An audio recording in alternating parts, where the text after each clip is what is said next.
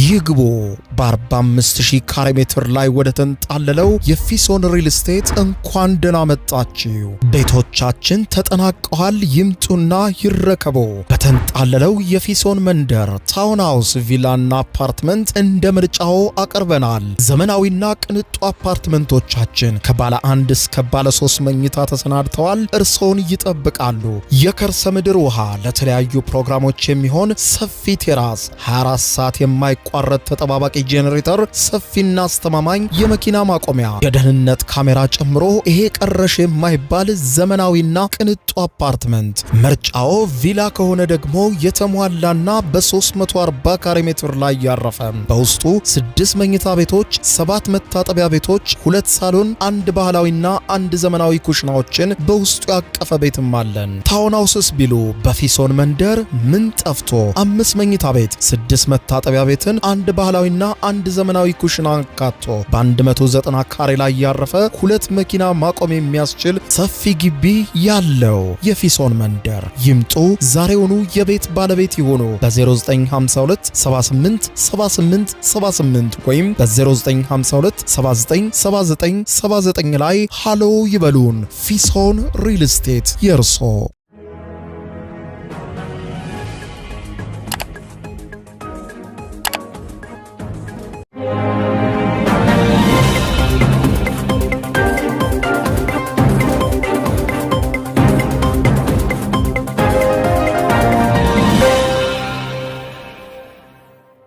ጤና ይስጥልኝ ክቡራትና ክቡራን የዩቲዩብ ቻናል ቤተሰቦች፣ ሰበር መረጃዎች ተሰምቷል። የመካከለኛው ምስራቅን በተመለከተ በተሰማው ሰበር መረጃ በኢራን የሰው አልባ በራሪ አውሮፕላን ወይም የድሮን ጥቃት በአሜሪካ የጦር መርከብ ላይ መሞከሩን ተከትሎ የአሜሪካ የጦር መርከቦች ጥቃቱን ካከሸፉ በኋላ ወደ ኋላ ማፈግፈጋቸው እየተሰማ ይገኛል። ይህንን ተከትሎ የአሜሪካው ፕሬዝዳንት ዶናልድ ጄ ትራምፕ ጠንከር ያለ ማስፈራሪያ ለኢራን መላካቸው ተዘግቧል። የኢራኑ መንፈሳዊ መሪ አያቶላ አሊ ካሜኒንም የተመለከተ አዲስ መረጃ ከወደ ኢራን መሰማቱም እንዲሁ ሌላኛው የተዘገበ ጉዳይ ነው። የአሜሪካው ፕሬዝዳንት ከቻይናው ፕሬዝዳንት ዢ ጂንፒንግ ጋር መነጋገራቸውንና ባልተለመደ ሁኔታ የአሜሪካው መሪ ወደ ቻይና ለመሄድ ማሰባቸውም ተመልክቷል። ትራምፕ ወደ ቻይና የሚሄዱበትን ጊዜ ጭምር ገልጸዋል። በዝርዝር የምታደምጧቸው ሰፋ ያሉ መረጃዎች ተሰምተዋል።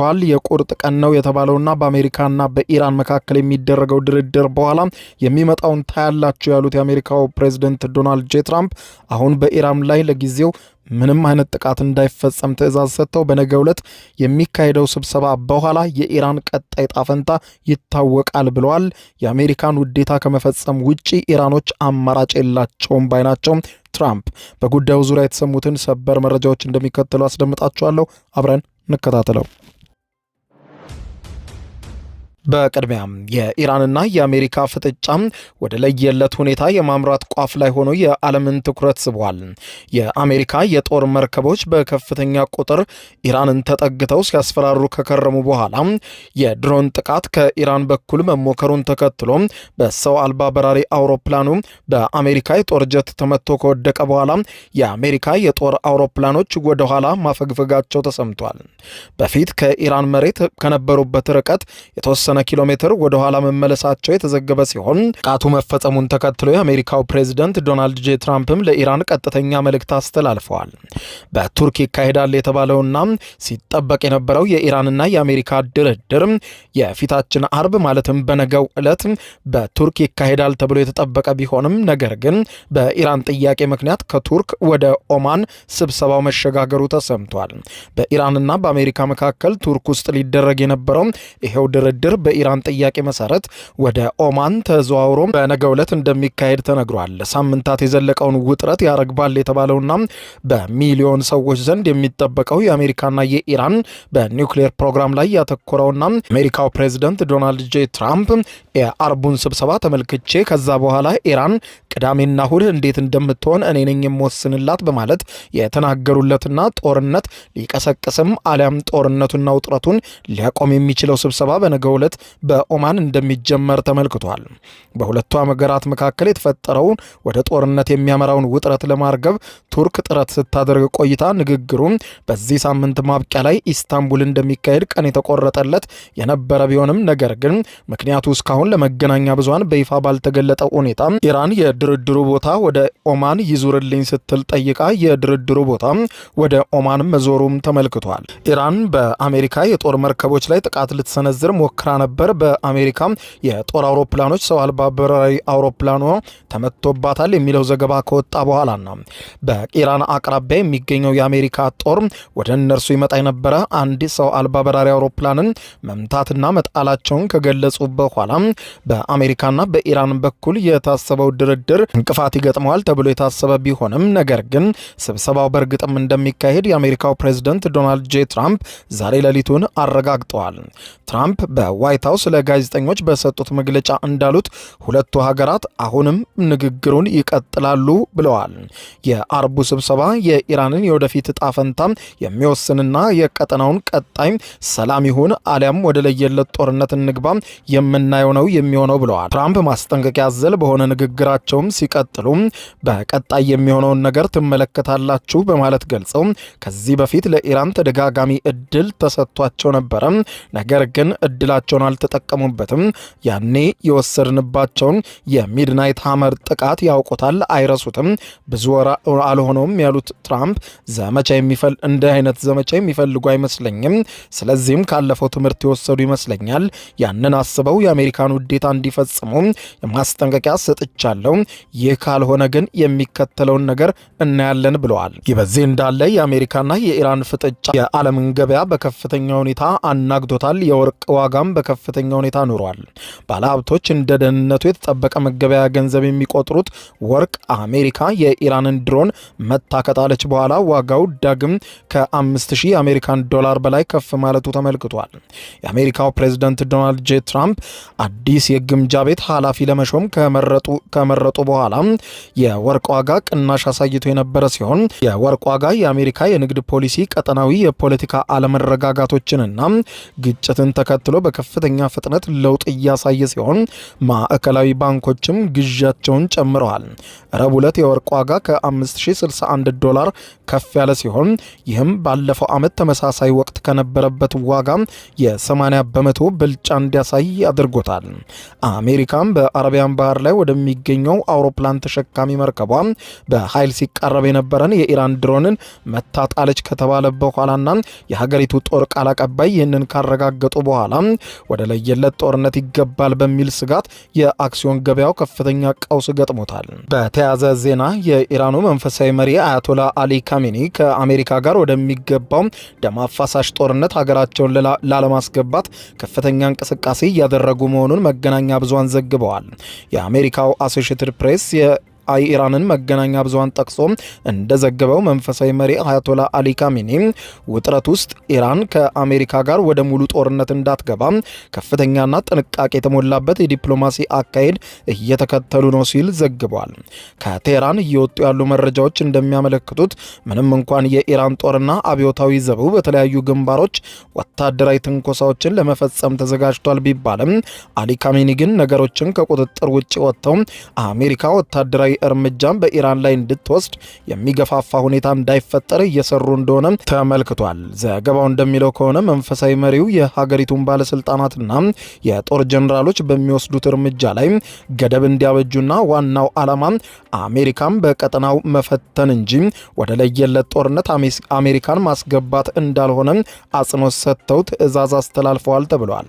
አሊ ካሜኒ ይህንን አቋም የያዙት ፕሬዝደንት ዶናልድ ጄ ትራምፕ ከዚህ ቀደም የኢራንን የኒውክሌር ጣቢያዎች ያወደመውን ሚድናይት ሃመር በሚል የተካሄደውን ዘመቻ ደግመው ሊያካሂዱት ይችላሉ የሚል ከፍተኛ ስጋት በቴህራን ቤተ መንግስት በማደሩ ነው ተብሏል። በመሆኑም ካሚኒ በአደባባይ ጠንካራ የቃላት ጦርነት ቢወረውሩም በውስጥ ግን የዲፕሎማሲ በሮች እንዳይዘጋጉና የአሜሪካን ቁጣ የሚያበርድ ስልት እየተከተሉ መሆናቸውን ተንታኞች አስረድተዋል ብለዋል።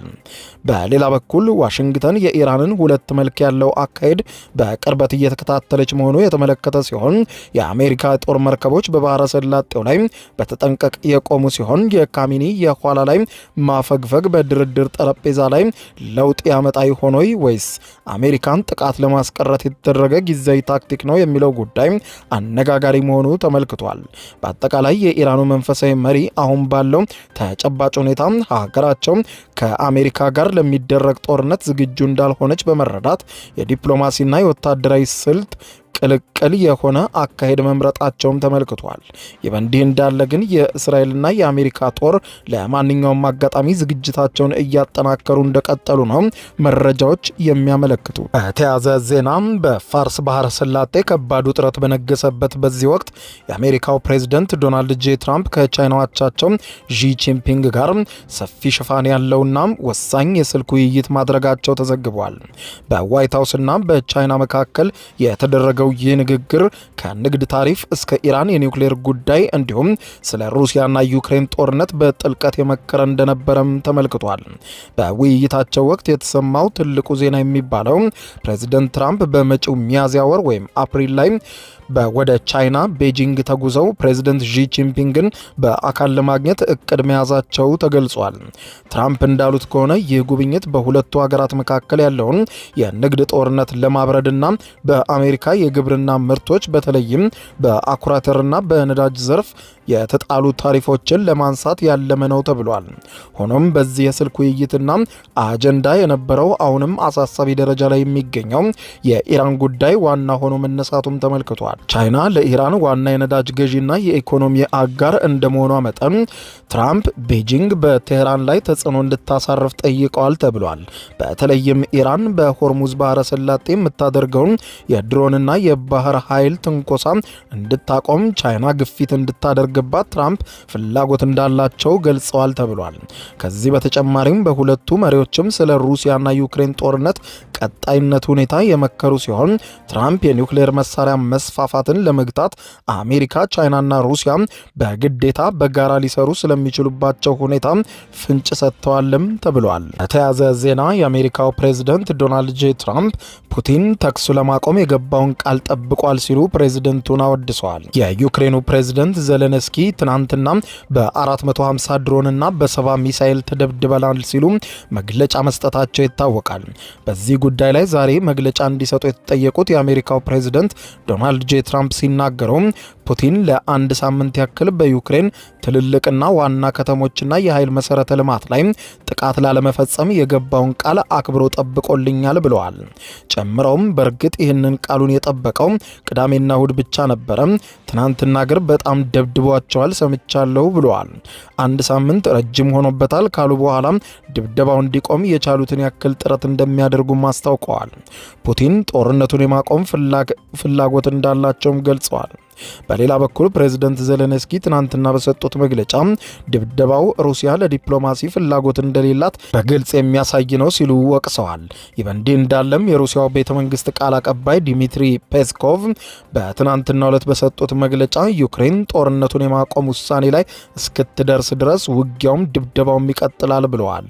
ጨምረውም የሩሲያ አቋም በዩክሬንም ሆነ በአሜሪካ የታወቀ ነው በማለት የተናገሩ ሲሆን በሁለቱ ተፋላሚ ሀገራት መካከል በአቡዳቢ አዲስ ዙር ውይይት መጀመሩ ይታወሳል።